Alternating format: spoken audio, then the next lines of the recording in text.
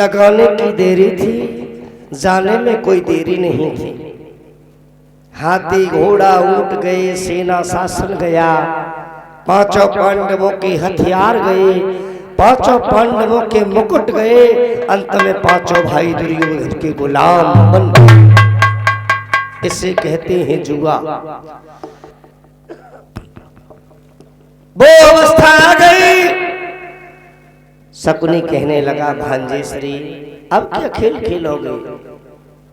अब तो तुम भिखारी बन गए, अब तो तुम दुर्योधन के दास हो, तुम्हारे पास तो कुछ बचा ही नहीं।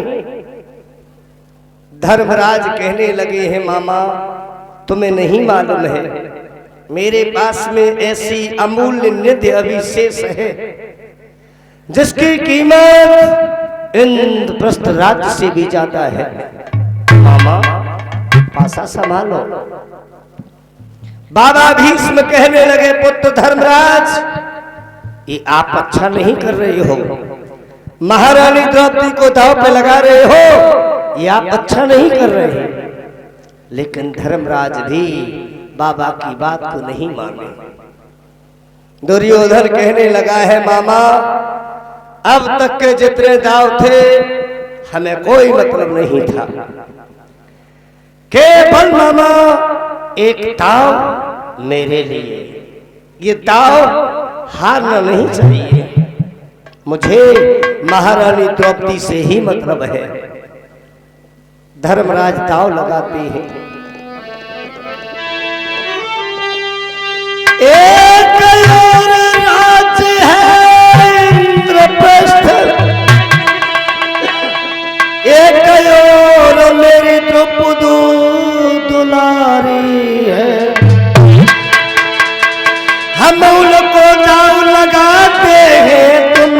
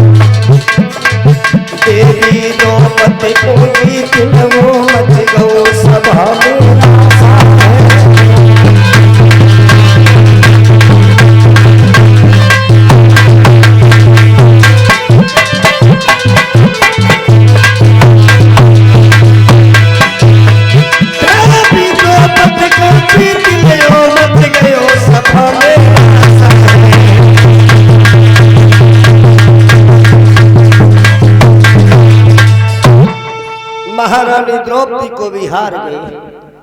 और जैसे ही शकुनी ने दांव जीता, दुर्योधन उठ करके खड़ा हो गया। दुशासन प्रतीक्षा किस बात की है? दुशासन मृगनयनी महारानी द्रौपदी द्रौपदी को हमारे सामने हाजिर किया जाए।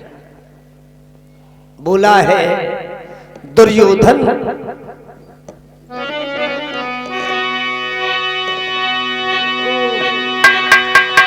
आरे पल पल होती अबे, करो मत देर महल में चाहिए।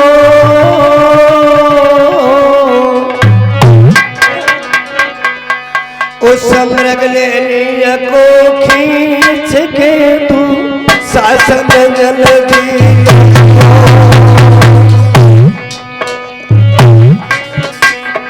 उस मृगनयनी को खींच के तू शासन जल्दी लियो।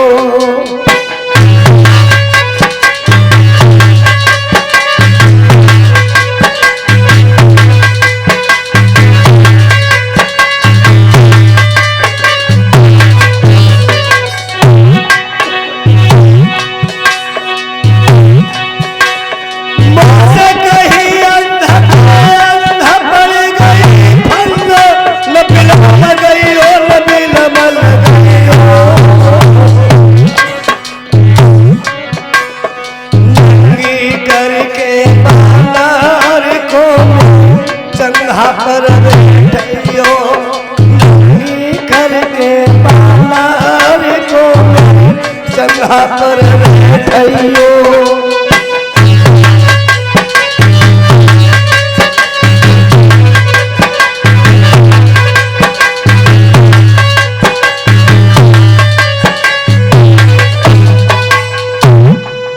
10,000 हाथियों की शक्ति के समान बल रखने वाला दुशासन झूमता हुआ राजमहल की ओर चला। महारानी द्रौपदी उस समय मासिक धर्म से थी। अपनी सास कुंती के पैर स्पर्श करने नहीं गई थी। सिर के केस खुले हुए थे और दुर्योधन की पत्नी भानुमति के कक्ष में लेटी हुई थी। दुशासन बिना अनुमति के ही महारानी द्रौपदी के कक्ष में प्रवेश कर गया। द्रौपदी कहने लगी हैं, देवर जी, क्या तुम्हें गांधारी मैया ने ये शिक्षा नहीं दी है कि अपने से बड़े के कक्ष में जब प्रवेश करते हैं तो पहले अनुमति मांगी जाती है?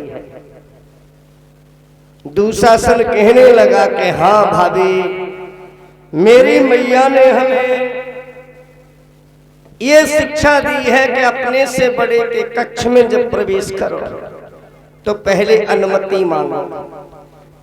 लेकिन मेरी मां गांधारी ने हमें ये नहीं सिखाया कि दासी के कमरा में जाने के लिए भी एक राजकुमार को दासी से अनुमति मांगनी पड़े। द्रौपदी कहने लगी, दुशासन, अनेक बार हमने तुमसे कहा है कि आप जब नशे की हालत में हो तो मेरे पास मत आया कर। ये खोपड़ी से जब नशा उतर जाए तब आकर के हमसे बात करना। आप जानते नहीं, मैं महाराज पांडु के पुत्र धर्मराज की पत्नी इंद्रप्रस्थ की महारानी द्रौपदी हूं। दुशासन कहने लगा, अफसोस भाभी, आप महारानी थी लेकिन अब नहीं। पांडव सारा राज्य जुए में हार चुके हैं। वो पांचों भाई दुर्योधन के गुलाम बने बैठे हैं और आप केवल दुर्योधन की दासी हो, सिर्फ दासी। युवराज की आज्ञा है कि हमारी दासी को सभा में हाजिर किया जाए। समझ गई द्रौपदी कि पांडवों के साथ में धोखा हो गया।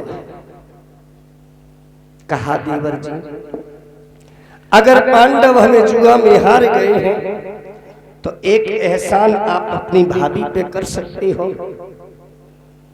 आप अगर हमें सभा में लेकर के जाओगे, वो लोग भी हमें देखेंगे जिन्होंने हमें देखा है, लेकिन देवर जी वो लोग भी देखेंगे जिन्होंने कभी द्रौपदी की छाया को भी नहीं देखा है।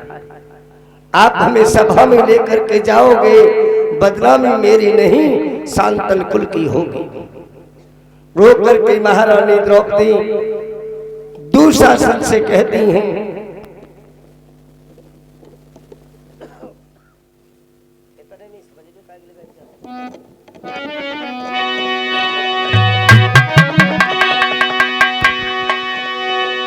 कि देवर जी तुम क्या कहते हो, लज्जित न करो पर दादा को,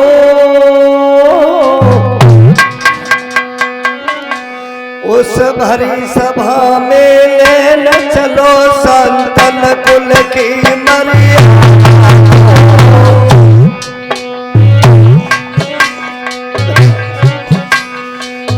भरी सभा में ले न चलो संतन कुल की मर्यादा को,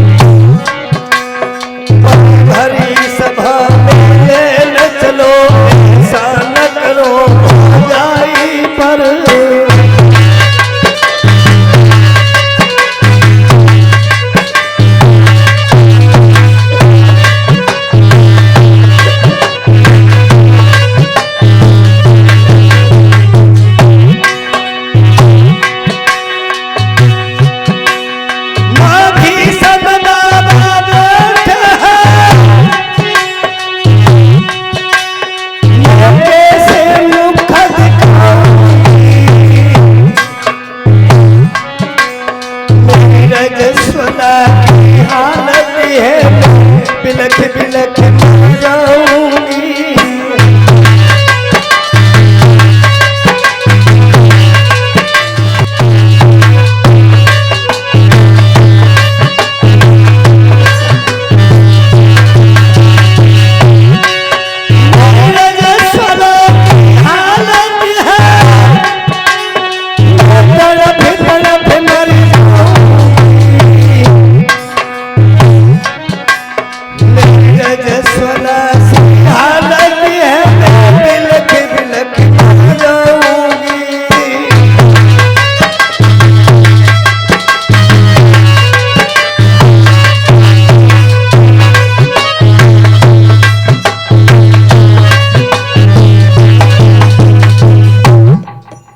कहा दीवर जी, अगर पांडव हमें जुआ में हार गए हैं तो आप एक एहसान अपनी भाभी के ऊपर कर दीजिए। उस सभा में आप हमें लेकर के ना चलो। अगर आप चाहते हैं कि हमसे आपका बैर है, आप हमसे कोई बदला लेना चाहते हैं, तो आप हमें वन में भेज करके मरवा सकते हो, लेकिन सभा में लेकर के ना जाओ। जहां बाबा भीष्म बैठे हैं, गुरु द्रोणाचार्य है, कुल गुरु कृपाचार्य बैठे हुए हैं, इन बुजुर्गों के सामने हम जाएंगे, जीते जी शर्म के कारण हम मर जाएंगे।